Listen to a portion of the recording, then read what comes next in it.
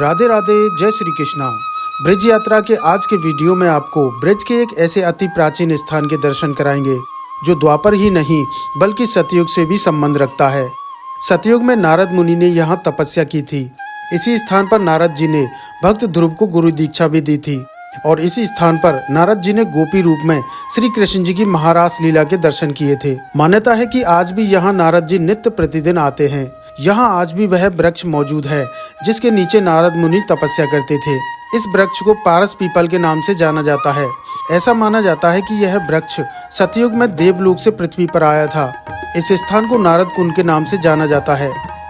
ये आप देख सकते हैं, ये है परिक्रमा मार्ग। लोग यहाँ परिक्रमा लगा रहे हैं, आप देख सकते हैं।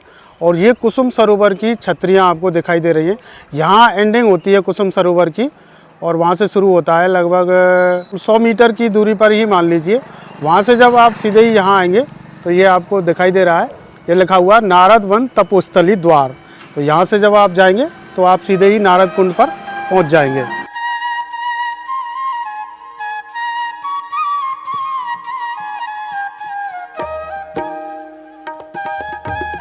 हम आ चुके हैं नारद कुंड पर और नारद कुंड पर आप देख सकते हैं ये बहुत ही शांति प्रिय स्थान है। यहाँ नारद जी ने तपस्या की थी।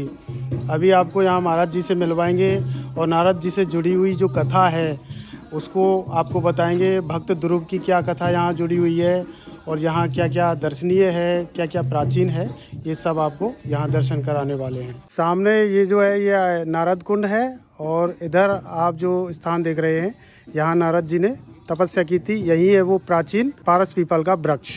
ये आप देख सकते हैं, ये बोर्ड पे लिखा हुआ है नारद तपोस्थली का संक्षिप्त परिचय, ये लिखा हुआ है। तो नारद कुंड में स्नान करने से अभिष्ट की प्राप्ति होती है। भविष्य पुराण के अनुसार भक्त बालक ध्रुव को यहीं पर श्री नारद जी ने दीक्षा मंत्र दिया था और यहीं पर श्री नारद जी ने सतयुग के अंत में दैत्यराज हिरण्यकश्यप की पत्नी भक्तमती कयादु जी को सत्संग सुनाया था और जिसके फलस्वरूप भक्तराज प्रहलाद का जन्म हुआ। यह सत्संग श्री भागवत पुराण के 7वें स्कंद के 6वें अध्याय में वर्णित है। श्री नारद जी ने यहीं पर नारद भक्ति सूत्र नामक ग्रंथ की रचना भी की थी। ये आप देख सकते हैं, यहाँ हरि कीर्तन हमेशा चलता रहता है।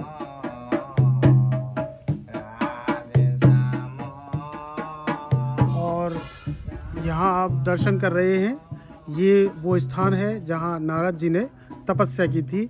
यहाँ एक प्राचीन पीपल का वृक्ष है जिसे पारस पीपल के नाम से जाना जाता है। ये कहा जाता है कि ये सतयुग से ही यहाँ आया है। इस वृक्ष की एक खास विशेषता है कि इस वृक्ष पर 5 कलर का पुष्प लगता है।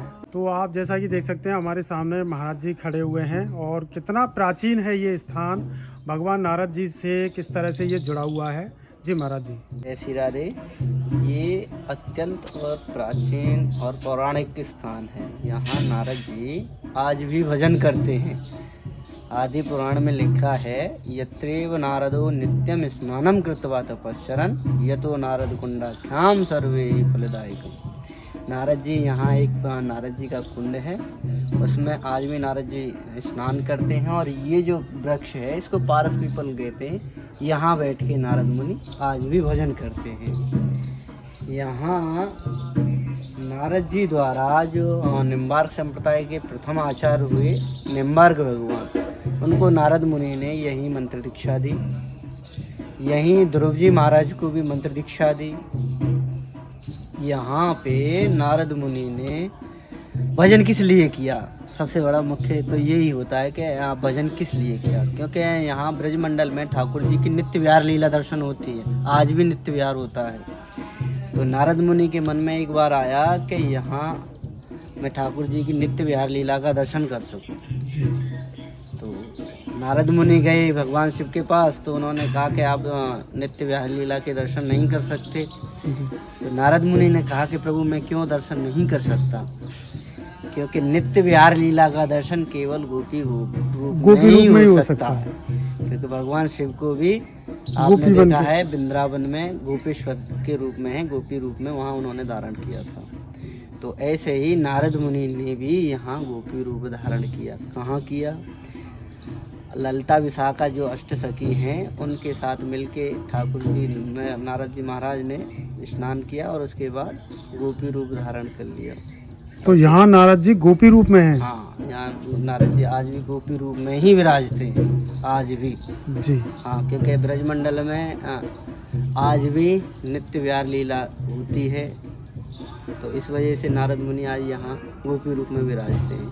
जी। यहीं पे नारद मुनि द्वारा जो कयादु थी, हिरण्यकश्यप की पत्नी, जो प्रहलाद जी महाराज थे, उनकी जो माता थी, जब इंद्रदेव उनको हरण करके ले जा रहे थे तो नारद मुनि उनको इसी आश्रम में लेके आए। ये वही आश्रम है। इसका पौराणिक नाम तो नारद वन है, इसको अब नारद कुंड के नाम से जानते हैं। अच्छा महाराज जी, जो भक्त ध्रुव हैं जी। उन्होंने जो तपस्या की थी वो वृंदावन के पास में मधुवन में की थी, लेकिन नारद जी उनको यहाँ मिले थे। ऐसा है, नारद जी महाराज ने ध्रुव जी महाराज को इसी स्थान पे मंत्र दीक्षा दी थी। थी। हाँ, यहाँ से जाने के बाद वो मधुवन गए, मधुवन में उन्होंने भजन किया। तो ये उनके गुरु परंपरा के हिसाब से गुरुद्वारा है। अच्छा, ये जो वृक्ष आपने बताया था, तो ये कहा जाता है कि इस तरह का जो वृक्ष है, ये वृक्ष बहुत ही दुर्लभ होता है और ये देवलोक से ही आया हुआ वृक्ष है। देखो, पौराणिक में जो बताया गया है वो तो यही है कि ये देवलोक से आया है, मगर अब जो है इस पे फल भी आता है और फूल भी आता है। इस पे कई रंग के फूल खिलते जी जी जी। तो अब तो अनेकों वृक्ष कई जगह पे हो गए, कई जगह क्या, अब तो अनेकों हो गए, अनेकों हो क्योंकि गए। इस पे फल लगता है। जो काफी लोग यहाँ जो नर्सरी जो लगाते हैं, तो उन लोगों ने ब्रजमंडल में और ज्यादा से ज्यादा ये वृक्ष हों, तो इस वजह से वो यहाँ से फल ले गए। तो इसमें एक फल में कई बीज निकलते हैं, तो अब तो अनेकों वृक्ष हो गए। एक बीज से कई सारे वृक्ष। यहाँ 3 वृक्ष हैं, एक ये है और एक शिव जी के पीछे भी है। प्राचीन तो यही है, प्राचीन यही है। ये जो मुख्य भजन स्थल यही है नारद मुनि की। तो ये क्या वृक्ष उसी समय का है? हाँ, ये बताते हैं, जो हमने अपने आचार्यों से सुना है कि ये तब से लेके अब तक ऐसा ही है। जैसे अब इसकी टहनियाँ ये जीर्ण हो गई, तो देखिए अब आपको ये नया आ गया है। नीचे इसमें अभी हरी पत्तियां भी शुरू हो गई हैं आने। नहीं हो जाएगा, ये ऐसे ही बन जाएगा। जी जी जी जी। ऐसे ही बताते हैं कि जितने भी मतलब ये इसके जितनी भी टहनियाँ हैं वो जीर्ण हो जाती हैं, तो फिर इसमें से कोई ना कोई नई आ जाती है। इसके जो नारद जी के भजन जो प्रारंभ में जब आए नारद जी का, वो ये बताते हैं कि 1 अरब 95 करोड़ 58 लाख 107 वर्ष कुछ करके ऐसे बताते हैं। अच्छा, इस पे समय भी लिखा हुआ है तिथियों के अनुसार। 1 अरब 95 करोड़ 58 लाख 25,107 वर्ष पूर्व नारद जी ने यहाँ तब किया था। तब से लेके आज तक यहाँ भजन करते हैं नारद मुनि, कई युग बीत चुके हैं।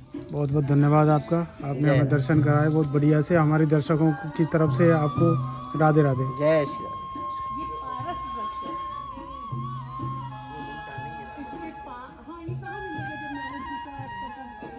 हनुमान जी, राम भक्त हनुमान जी के आपको दर्शन हो रहे हैं। जय हो।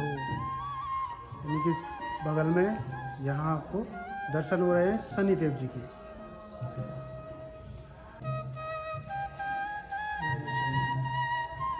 और अब आपको हम नारद कुंड के दर्शन कराते हैं। कितना खूबसूरत बना दिया गया है इस स्थान को। ये देखिए, इसके कुंड के चारों तरफ कितनी खूबसूरत छतरियां हैं। 1 2 3 4 5 और 6 7 8 और एक ये है जिस पे हम अभी खड़े हुए हैं।